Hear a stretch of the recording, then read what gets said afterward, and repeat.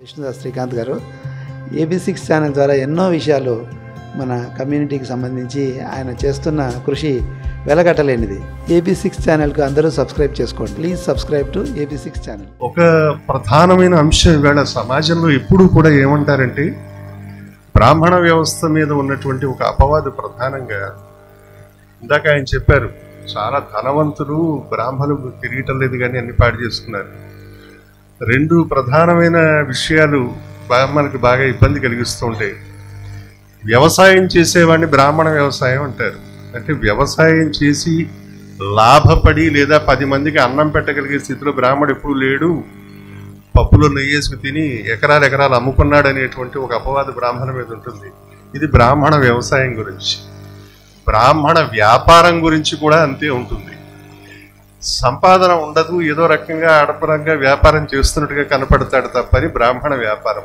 ప్రముఖ నిర్మాణ సంస్థ ప్రణీత్ గ్రూప్ వారి ప్రతిష్టాత్మక నిర్మాణాలలో సకల సౌకర్యాల అందమైన ఫ్లాట్స్ అండ్ విల్లాస్ మీరు చేసే గృహప్రవేశానికై ఎదురు చూస్తున్నాయి. బడ్జెట్ ఫ్రెండ్లీ ప్రైస్ 60 లక్షల నుండి 3 కోట్ల వరకు విలువగల మీరు మెచ్చే బ్యూటిఫుల్ ఫ్లాట్స్ అండ్ విల్లాస్ మీ సొంతింటి కలను నిజం చేయడానికి సిద్ధంగా ఉన్నాయి. Praneeth Pranav, Ixora, Hyder Nagar, JNTU, Jaitra, Miyapur, Solitaire, Bachupally, Daffodils, Mallampet, Grove Park, Gagillapur. ఆధునికత నాణ్యతల మేలు సమ్మేళనం, తరాలు గుర్తుంచుకునే నమ్మకానికి ప్రతిరూపం ప్రణీత్ గ్రూప్. మరింకెందుకు ఆలస్యం? 8099972972 నంబర్కి కాల్ చేయండి. Praneeth group, trust inbuilt. బ్రాహ్మణ వ్యాపారం, బ్రాహ్మణ వ్యవసాయం బహుశా సమాజానికి ఎప్పుడు మార్గదర్శకం కాలేదు అనేటువంటి ఒక అపోహ ఉన్నది ప్రపంచంలో. దానికి భిన్నంగా ఇవాళ బిజినెస్ బై బ్రాహ్మణ్ పెడితే, ఇందాక వారు నాకు చెబుతున్నారు చంద్ర గారు, 8,000 మంది, అంటే రాజమహేంద్రవరం నుంచి ఒరిస్సా బోర్డర్ దాకా ఉన్నటువంటి ఈ రాష్ట్రాలు చూస్తే ఇప్పటికీ 8,000కు పైగా సభ్యులు. వాళ్ళందరూ కూడా వాళ్ళు చేస్తున్నటువంటి వ్యాపారాలలో ఒక ప్రచలితమైనటువంటి ముద్ర వేస్తున్నటువంటి కుటుంబాలన్నీ ఉన్నాయండి. 10 మందికి ఉపయోగపడే స్థితిలో ఇవాళ బ్రాహ్మణ సమాజం ఉంది. అది మేము సాధించినటువంటి ఒక విజయంగా భావిస్తున్నాం. ఎందుకంటే ఇంతమందిని సంఘటితం చేయడం, బ్రాహ్మణ శక్తి కనుక సంఘటితమైతే సామ్రాజ్యాలు పరిపాలించగలిగేటువంటి సంఘటిత శక్తి ఉంటుంది బ్రాహ్మణ సమాజాలు. వాళ్ళు ఆర్థికంగానో దైహికంగానో బలవంతులు కాకపోవచ్చు, కానీ బ్రాహ్మడు అంటే ధీమాన్యుడు అని అర్థం. ధీ అంటే బుద్ధి. బుద్ధి కుశలతకు బ్రాహ్మణ్యానికి మించినటువంటి జాతి ఇంకొకటి లేదు ఈ సమాజంలో. కనుక మనం అందరం గర్వించవలసింది ఏంటంటే, సాధారణంగా పుట్టుక అనేది ఎప్పుడు మన చేతుల్లో ఉండేది కాదు. నేను ఫలానా వారింట్లో పుట్టాలి, రాజమహేంద్రవరంలో పుట్టాలి, కొవ్వూరులో పుట్టాలి, కరీంనగర్లో పుట్టాలి అని నేను కోరితే జరిగేది పుట్టుక కాదు. మనకి తెలియకుండా మనం అందరం కొన్ని బ్రాహ్మణ కుటుంబాలలో పుట్టాం. మనం వెనక్కి తిరిగి చూస్తే మన కుటుంబాల యొక్క పరువు ప్రతిష్టలు ఏ తరమైనా ఒక్కొక్క తరం మనకు వేడికి వెనక్కి లెక్కేసుకుంటే, మనం పుట్టినటువంటి మన కుటుంబంలోని ఎంతమంది ప్రఖ్యాతులైనటువంటి మనుషులు ఉన్నారో మనకు తెలుస్తుంది ఒక్కొక్క తరం వెనకాల తరం నడిస్తే. అటువంటి కుటుంబాల్లో పుట్టినందుకు మనం మొదటగా గర్వపడాలి. ఇవాళ ఏ బుద్ధి బలం చేత సమాజాన్ని, మీరు సమాజంలో ఏ రంగానైనా తీసుకోండి, అక్కడ జెండా ఎగరేసినటువంటి వ్యక్తులు ఎవరంటే బ్రాహ్మణులే. సైమాక్స్ రుచికి శుచికి మారుపేరుగా సాంప్రదాయ వంటకాలకు కావలసిన మసాలాలు, పౌడర్లతో మీ ముందుకు వచ్చింది సైమాక్స్ ఫుడ్స్. తెలంగాణ రాష్ట్రంలోని భోజన ప్రియుల నుంచి వస్తున్న ఆదరణతో రిటైల్ మరియు ఆన్లైన్ తో పాటు ఇప్పుడు అమెజాన్ లో కూడా లభిస్తున్నాయి. ఆంధ్ర, తెలంగాణ, కర్ణాటక రాష్ట్రాల్లో డిస్ట్రిబ్యూటర్స్, రిటైల్ షాప్స్ కోసం వెంటనే 9866703250 కి కాల్ చేయండి. ఇవాళ తెలుగులోనే అనేక రంగాలు, ఒక సాహిత్యం ఉందనుకుందాం, సారస్వతం ఉందనుకున్నాం, మొత్తం ప్రపంచానికే దార్శనికమైనటువంటి ఒక భారతం ఎక్కడ పుట్టింది? దాన్ని ఆంధ్రీకరించి తెలుగు వాళ్ళకి ఇచ్చినటువంటి నన్నయ్య భట్టు ఎవరు?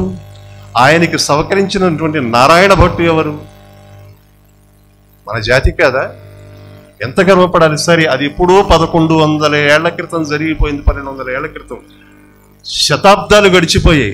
నిన్న మొన్నటి దాకా చూసామే, తెలుగు జాతికి తొట్టతొలి జ్ఞానపీఠాన్ని పురస్కారంగా అందించిన, అరణమిచ్చినటువంటి మహనీయుడు విశ్వనాథ సత్యనారాయణ గారు ఎవరు? భావకవిత పేరుతో కాల్పనికోద్యమం మీద కేతనాలు ఎగరేసిన దేవులపల్లి కృష్ణశాస్త్రి ఎవరు? అలా మీరు ఏ రకంగా ఒక శ్రీశ్రీ, ఒక ఆరుద్ర, ఒక దాశరథి, ఒక శేషేంద్ర శర్మ, ఏ పేరైనా చెప్పండి, సాహిత్యంలో జెండాలు ఎగరేసినటువంటి వాళ్ళందరూ విప్రకుల సంజాతులు. ఇది సాహిత్యమే కాదండి, సంగీతం తీసుకుందాం. నిన్న మొన్నటి దాకా ఇదే విశాఖపట్నంలో జెండాలు ఎగరేసిన నేదునూరి కృష్ణమూర్తి గారు ఎవరు? ఆయనకు పూర్వరంగంలోనే ప్రపంచమంతా కూడా తనదైనటువంటి స్వరముద్రలు వేసిన మంగళంపల్లి బాలమల్లి కృష్ణ ఎవరు? ఆ మంగళంపల్లి బాలమల్లి కృష్ణకి పాఠం చెప్పినటువంటి పారుపల్లి రామకృష్ణయ్య పంతులు గారెవరు? ఆ పారుపల్లికి గురుస్థానంలో ఉన్న సుసర్ల దక్షిణామూర్తి శాస్త్రి గారెవరు? సంగీతం అనేది త్యాగబ్రహ్మం నుంచో అన్నమాచార్యుల దగ్గర నుంచి ఇస్తే విప్రకుల సంజాతులైనటువంటి సంపద సంగీతం. అలాగే ఒక నృత్యకళను తీసుకోండి మీరు, ఒక వేదాంతం కుటుంబం, ఒక పశుమర్తి కుటుంబం, ఇవన్నీ ఎవరు వాళ్ళు? ఒక వేదాంతం సత్యనారాయణ శర్మ గారు, ఒక వేదాంతం లక్ష్మీనారాయణ శాస్త్రి గారు, ఒక వెంపటి చిన్న సత్యం గారు, వెంపటి పెద్ద సత్యం గారు, ఏ పేరైనా మీరు ఉదాహరించండి. ఒక కూచిపూడి కాదు, ఒక భరతనాట్యం కాదు, ప్రపంచవ్యాప్తం చేసి ఆ కళకు పేరు తెచ్చినటువంటి వాళ్ళందరూ విప్రకుల సంజాతులే. అది మన గణం. అంతమంది ఎందుకు? మన సాయి కుమార్ గారి వేళ ఒక సినీ రంగ పరిశ్రమకు సంబంధించి ఉన్నారు. ఈ సినీ రంగంలో జెండాలు ఎగరేసినటువంటి వాళ్ళు ఎవరు? ఒక సముద్రాల వారు ఎవరు? ఒక చిత్తూరు నాగయ్య గారు ఎవరు? ఒక మల్లాది రామకృష్ణ శాస్త్రి గారు ఎవరు? ఒక వేటూరు సుందరరామూర్తి ఎవరు? ప్రపంచవ్యాప్తంగా తెలుగు సినిమా ఖ్యాతిని దాటిన కాశీనాథుని విశ్వనాథ్ ఎవడు? బాపు ఎవరు? ఇలా దిగ్ధంతులైనటువంటి ప్రతిభామూర్తులు ప్రతి రంగంలోనూ మన జెండాలు ఎగరేస్తున్నారు. ఇవాళ వ్యాపార రంగంలో కూడా అటువంటి ఒక గొప్ప సంస్కృతిని నిలబడేలాగా బిజినెస్ మై బ్రాహ్మణ్ అనేటువంటి వేదిక మీద ఈ విప్ర వర్గానికి చెందినటువంటి వాళ్ళందరూ కూడా తమ జెండాలు ఎగరేయాలని, బ్రాహ్మణ్యం అనేది ఎప్పుడైనా సరే ప్రపంచానికి మార్గదర్శకం కావాలని. ఇందాక ఆయన అన్నారు కదా, వేదం ఎక్కడ పుట్టింది?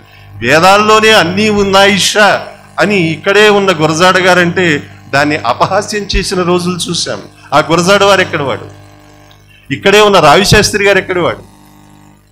మీరు ఎక్కడ? ఒక చాగంటి సోమయాజులు గారు ఎక్కడవాడు? చాసో అని పిలుస్తాం ఇక్కడే. వీళ్ళందరూ ఎక్కడివాడు? వీళ్ళందరూ విప్రకుల సంజాతులు. అంచేత బుద్ధి అనేది జన్మతః బ్రాహ్మణ కులలో వచ్చేస్తుంది. అది అంచేత వీళ్ళు ఎక్కువ వాళ్ళ తక్కువ అని మాట్లాడవలసిన అవసరం లేదు, కానీ మన అస్తిత్వాన్ని ప్రకటించుకోవలసిన అవసరం ఉన్నది. ఇవాళ సమాజం అంతా ప్రజలందరూ ఒకటేనండి, హెచ్చు తగ్గులు ఉండకూడదంటారు, నిజమే, దాన్ని కాదనవలసిన అవసరం లేదు. కానీ ఏ సంపదకు మనం మూలమో, ధీమాన్యులమై ఈ సమాజాన్ని ఎలా పాలించగలిగామో, బుద్ధితో ఈ సమాజానికి దార్శనికమైన మార్గాలను మనం ఎలా నిర్మించగలిగామో వాటిని విస్మరించకూడదు. ఆ విషయంలో అందరం సంఘటితమై రేపు సంపన్న వర్గాల సరసన కూడా బ్రాహ్మలు తమ పీఠం వేసుకుని కూర్చోగలిగేటువంటి స్థితి ఉన్నదని నిరూపించడానికి ఈ వేదిక ఒక గొప్ప జ్ఞానపీఠం లాంటిదిగా సంభావన చేస్తూ మీరందరూ సహకరిస్తున్నందుకు ప్రతి ఒక్కరికి వేదిక ముఖంగా నమస్కరిస్తున్నాను.